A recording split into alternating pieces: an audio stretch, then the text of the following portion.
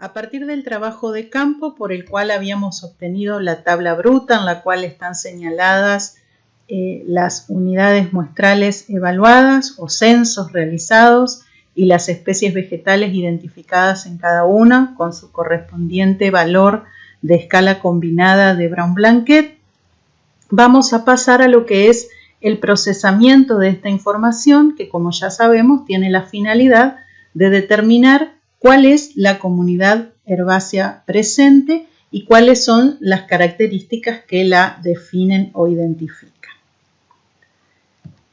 Entonces, lo que hacemos es iniciar los cálculos de una serie de parámetros que nos van a permitir obtener lo que denominamos una tabla de frecuencia, presencia o constancia, en la cual las especies van a estar reordenadas a partir del valor de frecuencia. Y que en nuestro caso van a ver también que es posible reordenarla en vez de por un valor de frecuencia, por el valor que adquieren en otro de los parámetros que vamos a calcular, que es la cobertura total. Entonces, esta tabla, producto del procesamiento de la información obtenida a campo, va a contener, además del listado de especies, nuevamente todos los censos realizados, como en este caso, que se han realizado 5 censos, es decir, que hemos trabajado con un tamaño de muestra de 5 unidades muestrales, pero en este caso ya vamos a empezar a trabajar con los valores de la escala transformados a esos porcentajes que estaban señalados en la descripción de cada una de las categorías de la escala. Si en esta celda correspondiente al censo 1 para Piptoquetium montevidense tenemos acá un valor 15, es porque a campo se le asignó en ese censo número 1 a la especie Piptoquetium montevidense un valor 2 de la escala combinada. Ese valor 2 se transforma en un 15 aquí en la tabla de procesamiento. Si esta especie Stipa paposa tiene en el censo número 2 un valor de 37,5 para iniciar el procesamiento, es porque a campo esa especie en ese censo fue asignado un valor 3. De esta manera, el primer trabajo que vamos a realizar sobre la tabla que traemos del campo es transformar los valores de la escala a valores porcentuales. Y a partir de allí comenzaremos con el primero de los cálculos, que es el cálculo de la frecuencia absoluta, que está determinada como el número de veces en que aparece cada una de las especies sobre el total de censos realizados. Frecuencia absoluta entonces se calcula como el número de censos en que apareció una especie sobre el total de censos realizados. Si una especie apareció en todos los censos, e hicimos 5 censos, tendremos un cálculo de 5 sobre 5 y la frecuencia absoluta de esa especie será 1. Si apareció solamente en 2 censos, el cálculo será 2 sobre 5 y tendremos el correspondiente valor decimal en la celda correspondiente a la frecuencia absoluta de esa especie. Si sumamos todas las frecuencias absolutas del relevamiento, vamos a llegar a un valor total. Si hacemos la referencia de cada frecuencia absoluta sobre la sumatoria de las frecuencias absolutas, obtendremos el valor que corresponde a la segunda columna, que es el valor de frecuencia relativa, calculado también para cada una de las especies del relevamiento.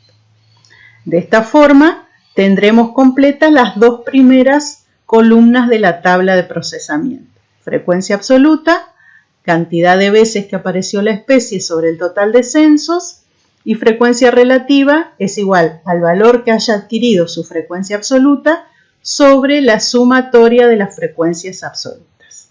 Esas son las 2 primeras columnas del procesamiento. Ahí tenemos el ejemplo de Piptoquetium montevidense que apareció en 5 de los 5 censos. Por lo tanto, su frecuencia absoluta es la máxima que se puede alcanzar, que es valor 1. En el caso de Paspalum notatum, apareció en 2 de 5 censos. Por lo tanto, su frecuencia absoluta es de 0,4. La frecuencia absoluta va a variar entre 0 y 1. Si referimos esos valores sobre la sumatoria, obtendremos la relativa. El siguiente proceso es calcular cobertura absoluta y cobertura relativa. Llamaremos cobertura absoluta al promedio de las coberturas que haya adquirido cada especie sobre el número de censos en que apareció. Es decir, que no es un promedio real sobre el total de censos, sino que se hace solamente sobre el número de censos en el que fue registrada esa especie. Y la cobertura relativa será, como en el caso anterior, referir la cobertura absoluta de cada especie sobre la sumatoria de las coberturas absolutas. De esta forma, las siguientes columnas tendremos, siguiendo el primer ejemplo, la cobertura absoluta va a ser igual a la sumatoria de cada uno de los valores que obtuvo la especie en los censos, dividido el número de censos en los que apareció. Piptoquetium montevidense va a sumar todos estos valores y los va a dividir por 5. En cambio, Paspalum notatum va a sumar solamente dos valores, 2,5 y 2,5. Y a ese total lo va a dividir por 2, es decir, por el número de censos en los que fue encontrada esa especie. Y ahí tendremos el valor correspondiente de cobertura absoluta. La sumatoria de las coberturas absolutas es este número que va a servir de denominador para calcular la cobertura relativa, que va a ser la referencia del valor de cobertura absoluta sobre el valor de la sumatoria de las coberturas absolutas. Esta columna de cobertura relativa tiene mucha importancia para las conclusiones que vamos a obtener respecto de esta comunidad que estamos analizando.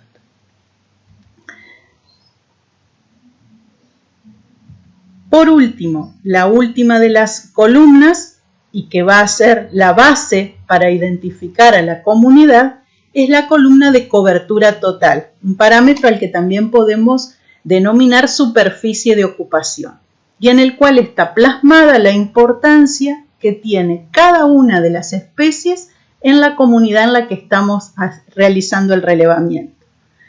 El valor de cobertura total se obtiene multiplicando la frecuencia absoluta de cada especie por su correspondiente valor de cobertura absoluta. Es decir, que ahí tendremos un valor de cobertura total mayor cuantas más veces haya aparecido una especie en el relevamiento, lo que le va a dar una alta frecuencia, y también se va a incrementar el valor de cobertura total si los valores que le hayamos asignado en cada unidad muestral son altos y por lo tanto hayan contribuido a un alto valor de cobertura absoluta. Si una especie tiene un alto valor de frecuencia absoluta y un alto valor de cobertura absoluta y eso me lleva a obtener un alto valor de cobertura total, esa especie va a estar probablemente ocupando el lugar de las especies dominantes. Recuerden que cuando queremos definir qué comunidad está presente en un lugar, el primer dato con el cual vamos a sacar una conclusión respecto a ello es cuando podamos identificar a la especie dominante o las especies dominantes de la comunidad, porque son esas que les van a conferir sus atributos fisonómicos y los que van a hablar de la composición de la comunidad. La especie dominante, por tanto, es la que alcance el mayor valor de cobertura total. Según cada comunidad, es posible que encontremos una o más especies con esta característica y en este caso estaríamos hablando de codominancia de especies.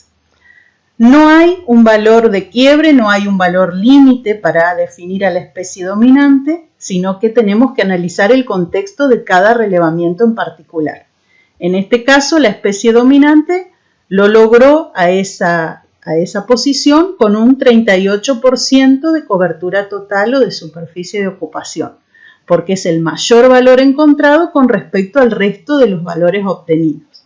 Fíjense que hay otro grupito de especies que son Stipa neesiana, Stipa paposa y podemos incluir Aeragrostis lugens, que tienen valores intermedios de cobertura y que podemos decir que constituyen el grupo de las acompañantes, es decir, de especies que también han logrado valores relativamente importantes de frecuencia y cobertura.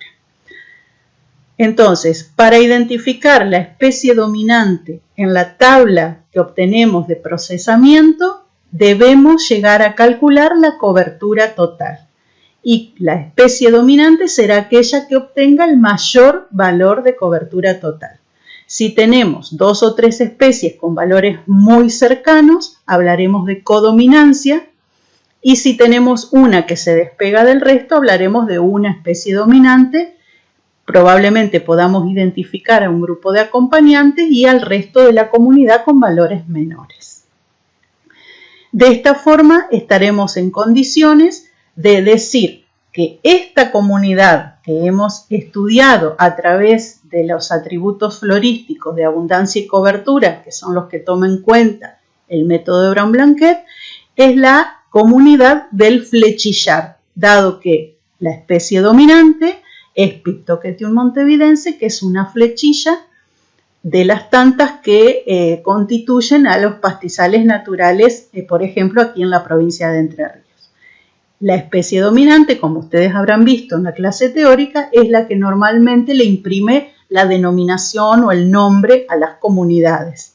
Y entonces vamos a tener, por ejemplo, si tenemos como dominante a Melica macra, el espartillo amargo, hablaremos de la comunidad del espartillar de Melica macra, donde esa especie alcanzó la posición de especie dominante a partir de sus valores de frecuencia y cobertura, y donde hay un resto de listado que constituye el resto de la comunidad. Esa comunidad, y utilizando la información que hemos registrado a través de este relevamiento, la podemos caracterizar también a través de otros atributos que ya se refieren a la comunidad en general. Ya salimos de lo que son los atributos de cada especie y vamos a los atributos de la comunidad como un todo. Y ahí podemos hablar de riqueza específica, que si bien la podemos calcular como número de especies presentes en un censo, si nos referimos a la comunidad en general y vemos el listado completo de especies que se hayan registrado en un relevamiento, hablaremos de la riqueza específica de la comunidad.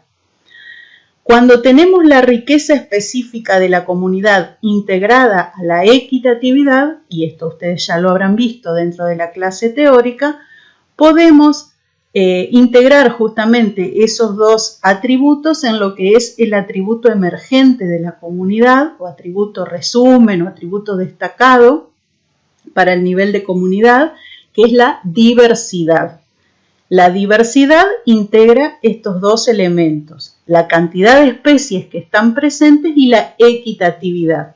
Recordemos que la equitatividad tiene que ver con el aporte que cada especie hace en proporción al resto de la comunidad y que para nosotros va a surgir a partir de los datos de cobertura. Entonces, hablaremos de de comunidades con mayor equitatividad cuando la cobertura general de la comunidad esté distribuida proporcionalmente entre las especies. En cambio, si tengo alta cobertura para la especie dominante en relación al resto de las especies presentes, estaré disminuyendo en equitatividad.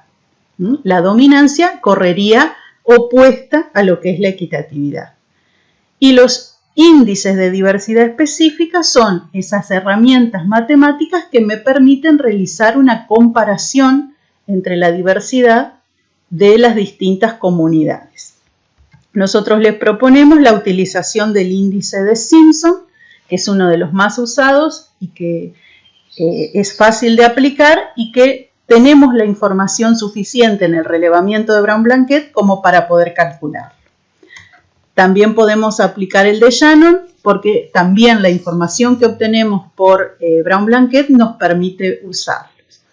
El de Simpson se calcula restándole a 1 la sumatoria de las proporciones de las especies al cuadrado. ¿Y de dónde vamos a sacar este dato de la proporción de cada especie?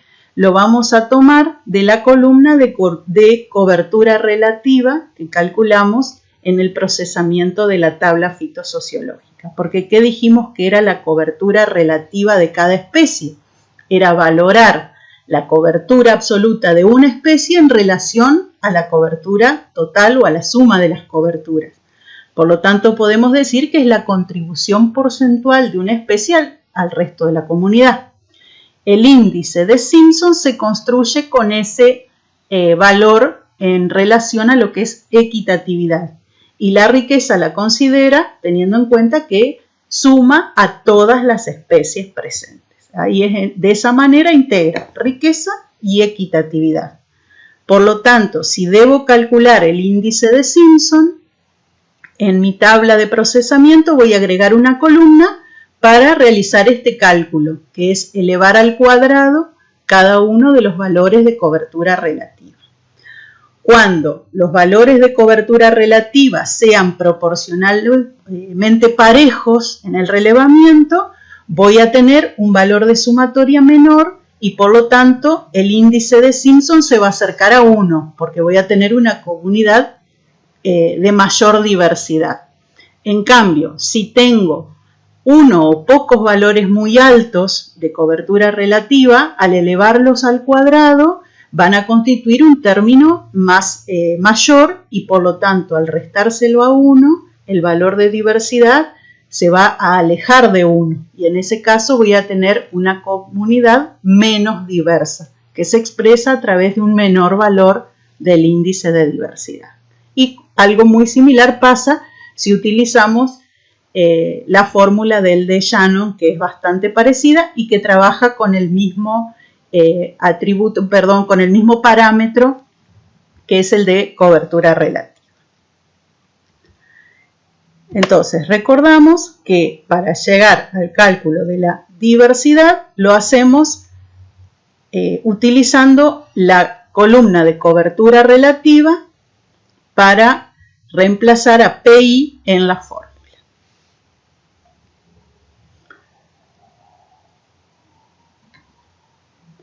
Como les decía antes, el método de Brown-Blanquet me da la opción de profundizar el análisis de las comunidades a partir de posteriores reorganizaciones de estas tablas, mayores procesamientos, que fundamentalmente tienden a agrupar especies o a generar agrupamientos de las especies de acuerdo a características que las hacen similares.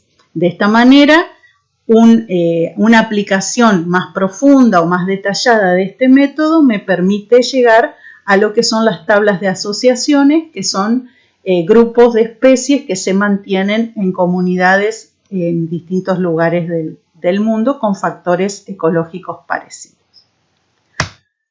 Otra de las características que pueden surgir a partir de la aplicación de los valores que obtenemos en el relevamiento es la posibilidad de comparar censos de acuerdo a sus características cualitativas o cuantitativas. De esta forma podemos comparar dos censos desde el punto de vista cualitativo, estableciendo una similitud florística. Es decir, que podemos ver en cuánto se parecen dos censos de acuerdo a las especies en común que presenten. Pero esa comparación puede ser un poco más completa si aplicamos un índice cuantitativo, donde además de considerar cuántas especies en común tienen dos censos, vemos si el comportamiento de la cobertura de esas especies en común se parece entre ambos censos. Si los valores de estos censos superan un 70%, porque fíjense que ambos se calculan como porcentuales, si los valores de los índices de similitud entre dos censos superan al 70%, decimos que dos censos que han sido comparados pertenecen a la misma comunidad. Si en cambio, obtenemos valores que están por debajo del 70%, ya sea en una comparación cualitativa o cuantitativa, decimos que dos censos comparados con valores menores al 70% en el índice de similitud no pertenecen a la misma comunidad. Si hacemos comparaciones de este tipo entre censos, una vez realizado un relevamiento de muchos censos, y en muchas ocasiones vemos que las comparaciones generan valores menores al 70%, es probable que debamos replantear el muestreo porque estamos incluyendo en un mismo relevamiento censos que en realidad pertenecen a comunidades diferentes. Y eso me dice que probablemente hubiéramos tenido que estratificar el área de trabajo, ya que hay comunidades distintas que estoy planteando yo como un solo estrato. Eso pasa cuando de varias comparaciones surgen valores del índice de similitud que están por debajo del 70%.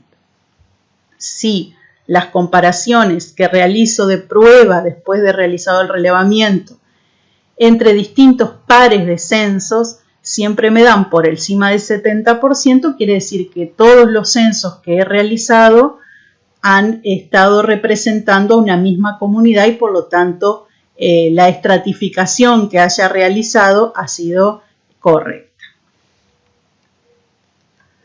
Entonces, resumiendo, vamos a aplicar el método de Brown-Blanquet cuando nuestro objetivo sea determinar qué comunidad vegetal está presente en un área de estudio. Se usará principalmente en el caso de tener que hacer estudios de comunidades herbáceas. Como les decíamos antes, se puede aplicar a estratos arbustivos también. Nosotros en nuestra materia lo vamos a aplicar específicamente para herbáceas. Para llegar a su aplicación, previamente habremos tenido que realizar la planificación del muestreo, como ustedes ya saben cómo se hace, de acuerdo al trabajo práctico número 2, en el cual se va a fijar el tamaño y la disposición de las unidades muestrales a utilizar. Esas unidades muestrales son los censos que después van a figurar en la tabla bruta. Y la cantidad de censos que hagamos es ese tamaño de muestra que definimos en la planificación del muestreo. Cuando hagamos la aplicación de este método, tomemos los datos y los procesemos. A partir del parámetro cobertura total, podremos identificar a la especie o especies dominantes, acompañantes y codominantes que pueda presentar esa comunidad. Y en base a ello diremos cuál es la comunidad presente.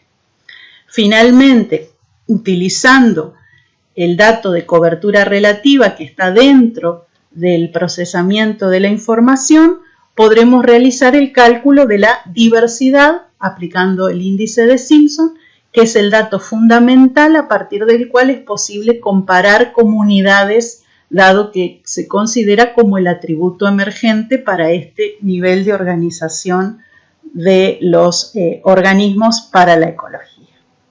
En el próximo video que completa este trabajo práctico, daremos los detalles para aplicar un método de relevamiento a nivel de comunidad cuando se trata de poblaciones arbustivas como componentes principales de esa comunidad.